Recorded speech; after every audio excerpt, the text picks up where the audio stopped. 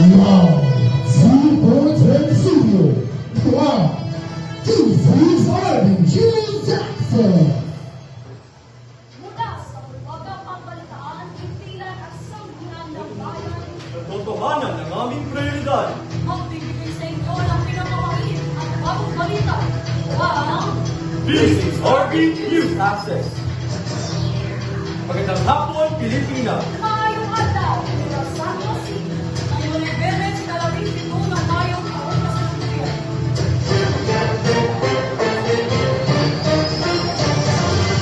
Sa ulo, ang mga nagbabagang balita.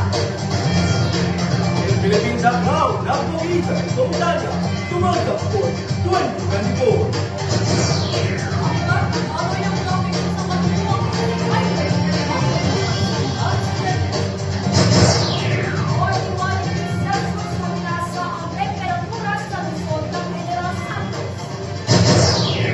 Ito, Gagawin namin.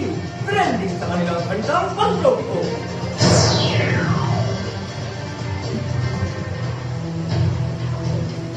Isang karangalan na naman para sa bayan sapagkat ilang tuwing ng Italia ang Philippine Team sa sports na taklaw.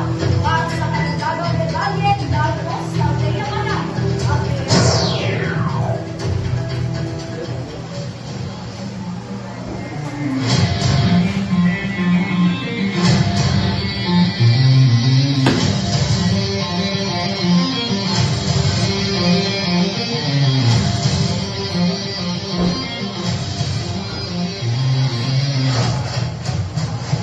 maayong hapon na nakuha na isang itong medalya sa sports at taklaw sa World Cup Sports 2024 ang Philippine Tackle Team. Pinamumunuan ng kanilang team captain na si Jack Alan Ibano na makakapanayan natin ngayon. Congratulations, Mr. Alan. So what obstacles have you experienced during the championship game and how do you overcome it? We've been through a lot of obstacles along the way as a team, especially on how we're going to penetrate the sport. However, because of the help of our coach and because of the unity of our team, we overcome it in one. Thank you. How did you prepare both mentally and physically for this championship match between Thailand? Actually, we spend a lot of time in training, mastering the movement, mastering the focus, mastering the communication in group as well. And Thailand is a strong team because of their ability to think faster about the next move. However, we are more than ready for them to win and become champion. So ano ang mensahe mo sa iyong team, family, supporters, and your coach? First of all, I would like to thank the crowd for supporting us and for the sponsor. Also, thank my family, my friends, my supporters for supporting us from the beginning until now. We are proud to represent Philippines. Sa buhay Pilipinas, puso! Laban Pilipinas, congratulations again! That's all for Sports Update. Join us next time as we bring you to the latest news and highlights from the world of sports. I am Matayami Palani. Good day and stay tuned for more action-packed adventures in sports. Back to the studio. At magbabalik kami pagkatapos ng katalagay.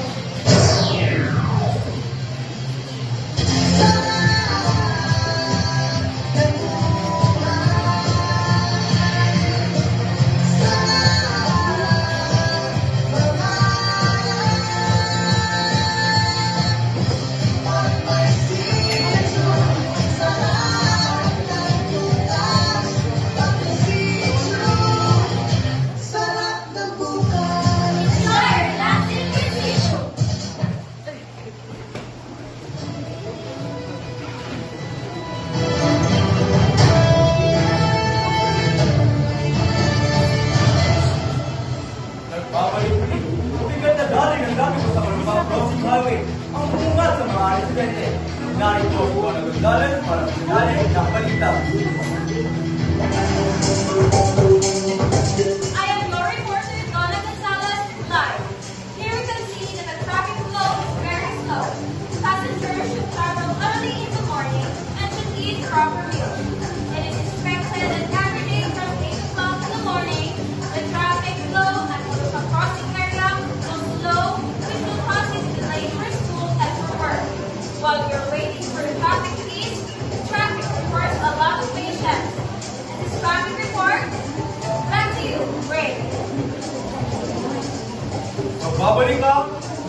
RB News Access.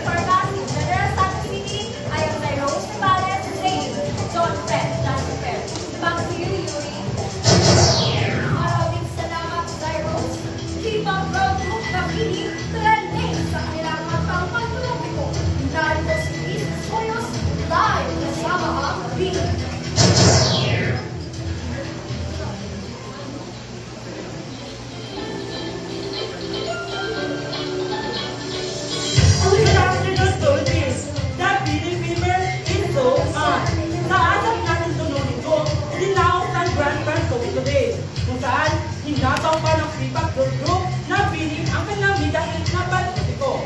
Kaya, hot trending online ang piling at ang patrotiko day.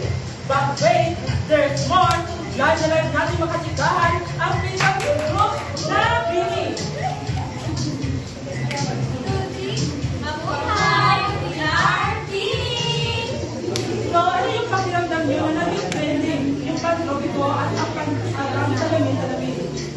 Siyempre po masaya at kinikilig dahil hindi po namin na-expect na mag-event po yung kanta namin at sayaw.